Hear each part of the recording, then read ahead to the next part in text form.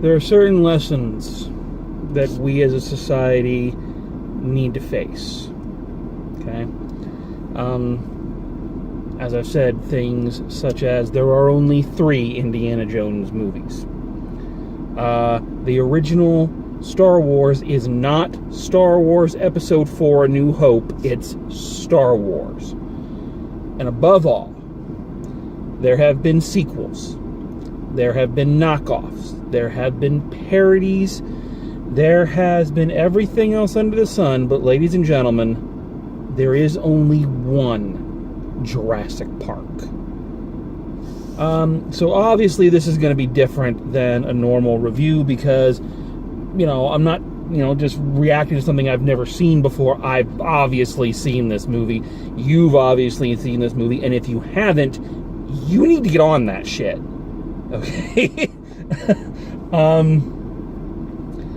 So when I do one of these retro reviews, what I'm more doing is reacting to the film that has had a huge impact on me. Because if I'm going out to the movies on a school night, having to get up at 5 a.m. to go to work, so obviously I'm taking a risk here, to see a movie that I own on DVD, that I've already seen a million times, and can watch whenever I want. So clearly, if I am coming out to pay money, more money than a regular ticket, to see this movie on the big screen again, clearly there is something there. Clearly there is something important or groundbreaking or at least personally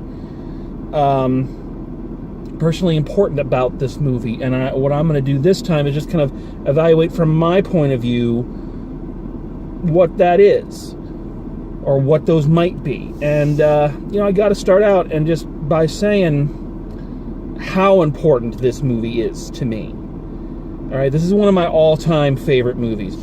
And one of the reasons for that is that, and I'm being honest here, it is just marinated in nostalgia for me. Like, I was 14 when this movie came out. And, I saw this movie...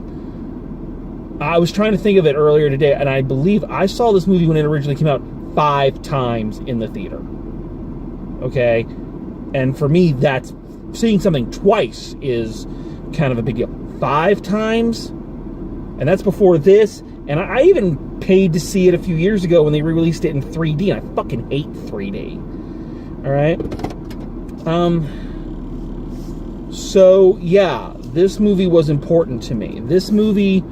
And I was trying to think of why, and I kind of hit on it a little earlier today. And it's this movie, as far as I can say, it's the last time that a movie truly, to use a cliche, captured my imagination. Okay? And that's not to say I haven't seen great movies since. It's not to say I haven't seen movies that I've loved since, the original Spider-Man 2, the Marvel films, Harry Potter, those all come to mind. But this movie just, it sparked something in me, and not just the amazement of seeing dinosaurs on the screen, though that certainly was a part of it, but the story, the concept, the idea, everything about it just, it just infected my mind. This movie was, to me, what, again, Twilight or Harry Potter or, all those other things are to this generation, right? Just to put this in context, I wrote motherfucking fan fiction about this movie, okay? Long before fan fiction was a thing, I wrote fan fiction. Ask me about Abbott and Costello in Jurassic Park sometime. Jesus. I can't believe I did that. I remembered so much of it while watching this movie. So much of the plot line to Abbott and Costello in Jurassic Park. Oh my God. So yeah. So much of this movie is so entrenched in those kind of formative years. Like I was in junior high, just about to go into high school when this movie came out. And I mean, just watching it again here, it's like every shot, every music cue, every memorable line, it's like it's linked. It reminds me of that line from Christmas Carol when Scrooge arrives in his past, and the narration is like he's aware of 1,000 smells and odors, each connected to 1,000 thoughts and hopes and dreams, long, long forgotten. That's what watching this movie on the big screen is for me. It's like I say, every shot, every memorable line, every music sting, it links to 1,000 different things. The sound of the dinosaurs is like ingrained in my memory. Certain things remind me of the video games that I used to play like religiously.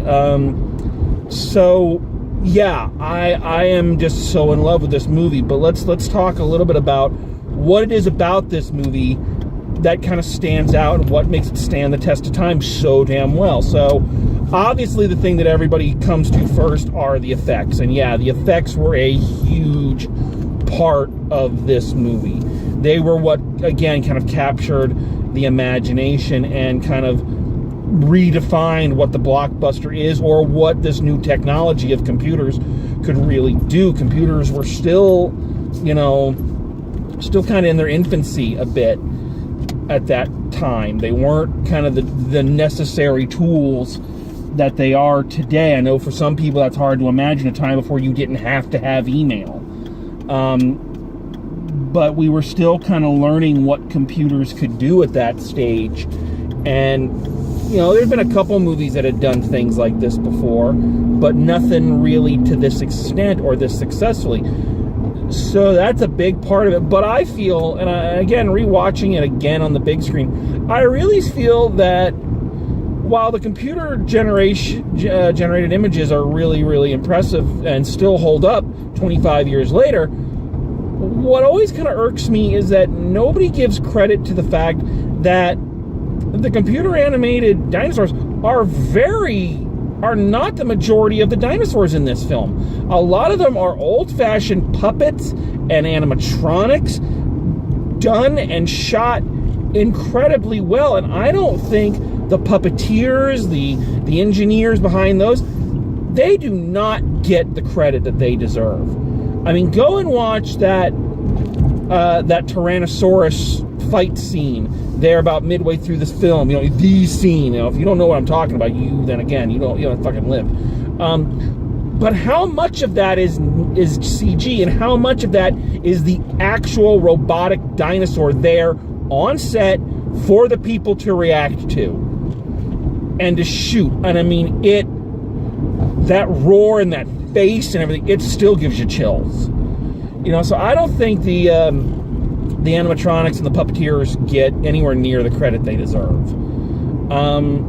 So yeah, the effects, of course, are really important. But, there are a lot of effects-driven movies. So why did this one stand up? And I think we can answer that a couple ways. I mean, it helps having a great director. This movie, Jurassic Park, is kind of like, it fits into a category along with things like Independence Day and Pacific Rim. That concept of what if those movies that they watch on Mystery Science Theater, what if those movies had a great budget, a really skilled director, really talented actors, and a decent script, and cutting-edge special effects?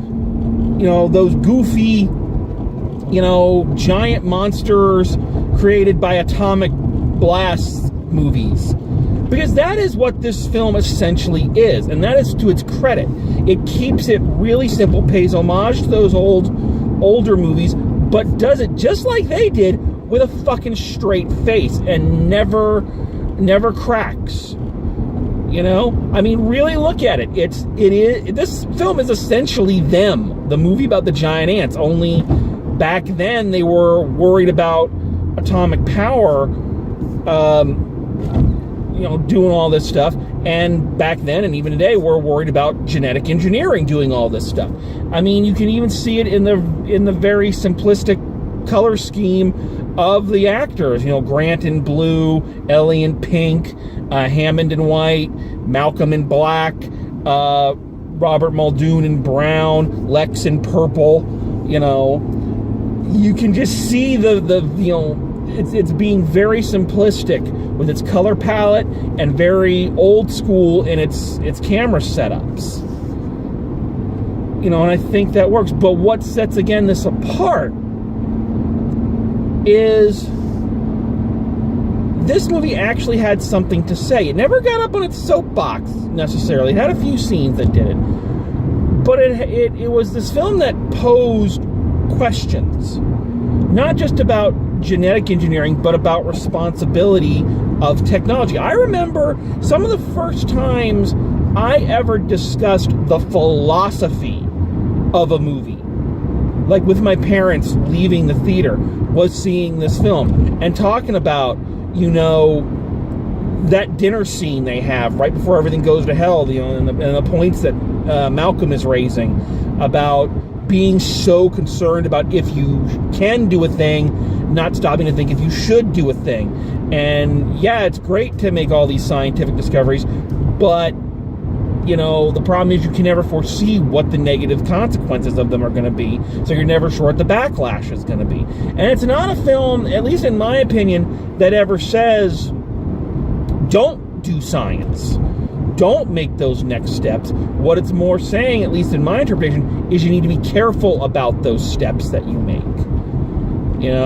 And be mindful that you're going to do this and maybe doing everything with the best of intentions, but it's going to have negative consequences that you can't foresee. And,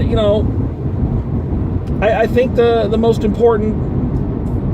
important scenes in this movie are the ones that I used to fast forward through as a kid when it was on VHS. This is back when it was on VHS.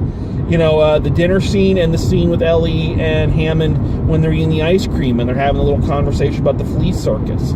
Those point to really important elements of these films. Once again, great casting. All right? The characters in this and the direction of this is so good and so simplistic because it feels effortless. This is why, and I think really we can look at this film maybe as kind of the seed that was planted for things like X-Men with Patrick Stewart, Ian McKellen, and Hugh Jackman, Spider-Man with Tobey Maguire, the brilliant casting of the Marvel films, and Lord of the Rings. This idea of, yeah, we're doing this cheesy movie, but if you get really great actors, not only are they going to give it a grounding, but they're going to make all these ridiculous things sound plausible, and they're going to make you feel like you're there. Seriously, watch this movie in comparison to... I don't just want to rag on the new Jurassic World movies, though I hate them. But watch this movie in comparison to any of the other films in its canon. And the people don't act like people. They don't talk like people. They don't respond to each other like people. I mean, the conversations in this and the dialogue, and there's times and there's two conversations going on at once, and John Hammond, doing things like on schedule, and little things like that make it a genuine film and make the characters genuine characters, and not just Chris Pratt. I'm the alpha male kid. Fuck him. Not Chris Pratt. I like Chris Pratt. I just don't like that character in that movie. But they couldn't even duplicate it in the other films. And another thing that this one has over all the predecessors is, as I said in my review of Jurassic World: Fallen Kingdom, as these movies have gone on, it just seems like people make stupider and stupider decisions as the films go on. Decisions that you're just like, seriously? It's the same logic of the girl being chased by the killer and always, running in the wrong direction or not calling the police or something like that. There's choices these people make in these other Jurassic Park movies just get dumber and dumber. But here, they make dumb decisions, but the dumb decisions are part of the story. The fact that they thought they were so in control and thought that they just knew everything, that they didn't see why they needed to make any other decision. So here, and for the most part, the dumb decisions help fuel the story. All right. So taking a tip from Movie Bob, who does his show Really That Good, which if you're not watching, you should. It's really good. But one of the things I like that he does on that is when he does Really That Good, he doesn't just talk about what's great about the movie. He talks about the things that don't work. So what doesn't work? Is this a perfect movie? Absolutely not. Obviously, the science of this has been disproven about 100 times, but again, that doesn't ruin the film because, again, you have great actors delivering it with a great deal of passion, so you kind of go, okay, that's plausible. And you also understand that it's just, you need it for the plot convenience. Most of the sequences in this work, but one that doesn't is I hate the scene where Grant is getting Tim out of the tree. It just goes on too long. It's not interesting, especially considering what it's following. It just isn't good. And then, of course, in Jurassic, in Lost World, of course, they do the the car dangling over the edge scene again and make it twice as long. So, while the special effects pretty much stand up, there's one scene that I didn't like even back when I first saw it. It's during the T-Rex attack. Grant and Lex are in front of the car, and the camera pans over, and you see the T-Rex's legs just like this, standing like almost about this distance apart. And that just looks so fake. And the main reason is because every other long shot of it, the T-Rex has to stand with its legs spread out further to balance the weight. But here, it'd be tipping over. So having the legs right there looks about as convincing as when they had the amazing Colossal Man's, fake legs standing like that. Also, and this is something that it didn't bug me when I saw it the first 5 times, but as I've gotten older, I've always noticed it. They do live up to like one terrible horror movie cliche where they're like, oh, we've got to go turn the power back on. Send the black guy, and don't anybody go with him. But when Ellie, the white woman, needs to go, well, then we send the guy with the gun to help her out, but the black guy can just kind of skip down the lane, all by his lonesome. Yeah, no, that is something that's very uncomfortable. You're like, oh, really? It's like we couldn't have done that. So yeah, not a perfect movie, but it doesn't have to be a perfect movie. I've already stated, I gotta say one other thing, and this is gonna make me sound weird. Of course, if you've watched this show, fuck it. I'm a weird guy. Keep in mind I was 14. So this hopefully will not sound as creepy when I say it. But if you keep in mind that when I first saw this movie, I was 14. When I first saw this movie, 14-year-old me, I fell absolutely in love with Ariana Richards, who plays Lex. Oh my God, I had the biggest crush on that girl. Oh, dear Lord. I was, other boys my age in their lockers at school, they had pictures of Pamela Anderson.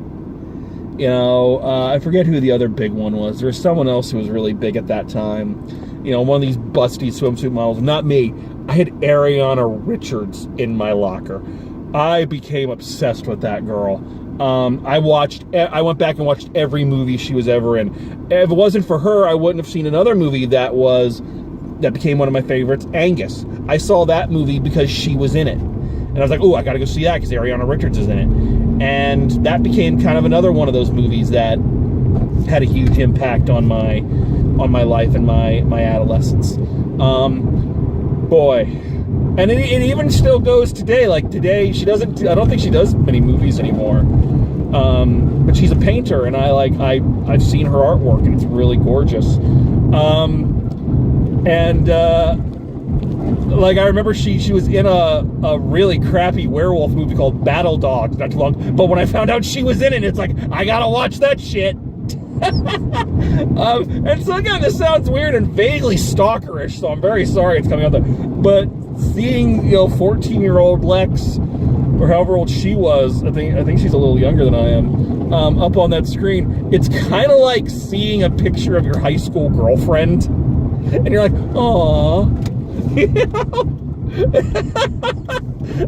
Again, that sounds weird, but oh man, again, another way this movie just had a huge impact on me is that I fell absolutely in love with Ariana Grande. Do you want to know what the fan fiction was about? It was about Lex falling in love with a character who was vaguely like me. I know it sounds pathetic and I don't fucking care. Nowadays that shit gets people published. So yeah.